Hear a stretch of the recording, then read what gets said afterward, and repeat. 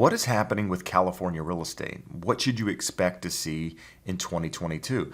In today's video, we're going to talk about some of the numbers just released by the California Association of Realtors with regards to their expectations on home price appreciation. And we're also going to go back and talk about some historical data with regards to home price appreciation here in California. What was the normal price appreciation over the last 7 or 8 years prior to leading into this pandemic?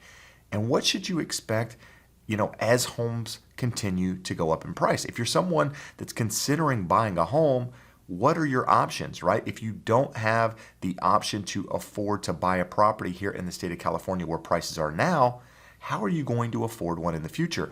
We're actually going to talk about that in a little bit more detail. In addition, we're also going to talk about what percentage of the people in the state of California can actually afford to purchase a home.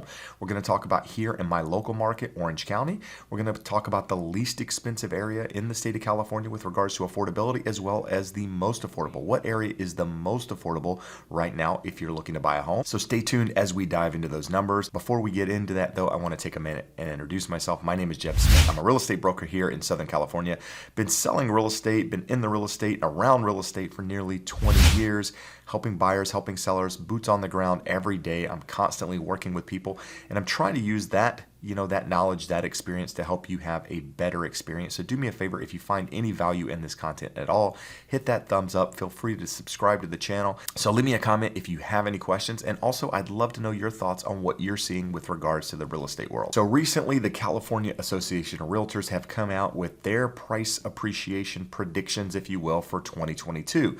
And they're expecting home prices to increase by 5.2%, which is going to take the median home price up to $834,400. Now, I know that number seems crazy, another 5% on top of what we've seen over the last year and a half, 25%. But honestly, it's more in line with what we've seen over the last couple of years, taking out the pandemic, if you will. From 2015 to 2019, we saw an average price appreciation somewhere around 5.7% per year. And then as you move up into 2019, into 2020, we saw 11%. So prior to the pandemic, we were appreciating at about 5.7% a year. And then right before the pandemic, 11%. And then as we moved into the pandemic, lockdown, all of the craziness that happened, people now being able to work from home, having to work from home, you have that hybrid work schedule, all of that crazy stuff. Home prices appreciated by 20%. So a lot of you often reach out and ask, who is buying these houses? Who can afford to purchase property at the prices that we're seeing? And who's going to be able to do it in the future if we continue to see affordability become more distant, prices continue to appreciate? Who's going to be able to buy these houses? Well, I'm going to throw something up here on the screen and read it because I thought it was interesting that comes out of the data here where we're talking about California home prices. As of the second quarter of this year, a person or a household would need to earn a minimum annual income of more than $151,000 to qualify for purchasing an $817,950 statewide median price existing family home. Now, according to the California Association of Realtors, that would equate to about a $3,770 payment. That's including taxes and insurance.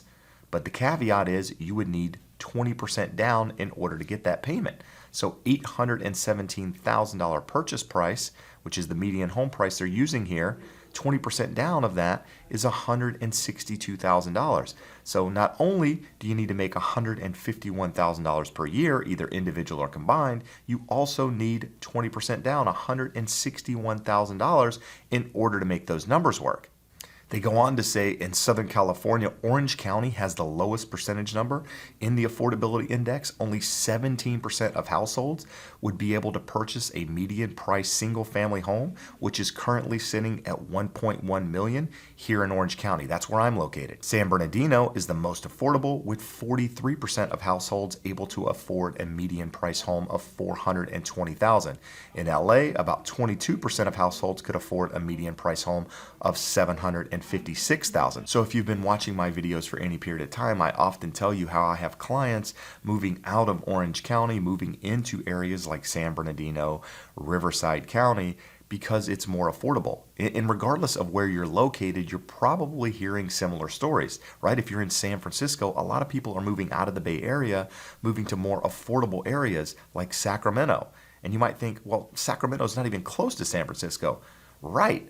But people are willing to drive. They're willing to take, a longer trip on the road to save money with regards to affordability. And quite frankly, some people don't have the choice. If they want to purchase a home, that might be their only option. They have to move where homes are more affordable. So that takes me into my next part here is if you're looking to buy a house, if you're currently in the market and you don't have money saved for a down payment, or you're not making that type of income and you're out there looking at single family homes and the median home price is, 800,000 or so here in California, depending on where you're located, you're asking what are your options? Like, what should I do? Should I continue to save money and rent?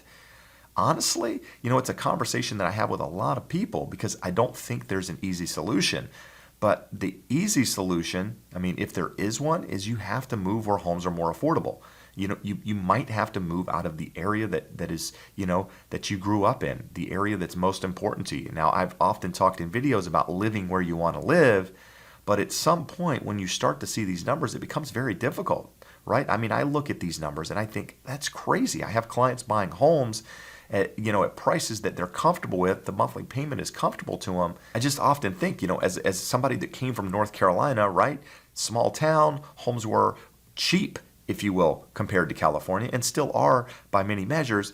I look at, affordability in some of these other areas, and you just get so much more home, you get so much more land, and, while you don't get a lot of the pluses that California offers, you get the opportunity to own a home. And for many, that's, the foundation to build wealth. That is where a lot of people's wealth is going to come from later in their life, is owning that property. So as a real estate agent, it's really hard for me to, tell you that, owning a home is going to be difficult in the future, but quite frankly, it's going to be, right? If you want somebody to be honest with you, I'm being honest. It's going to be difficult to own property in states like California in the future because, homes are going up in value. Affordability is becoming more of an issue. Supply is an issue. You've got more demand. You've got more people to compete with.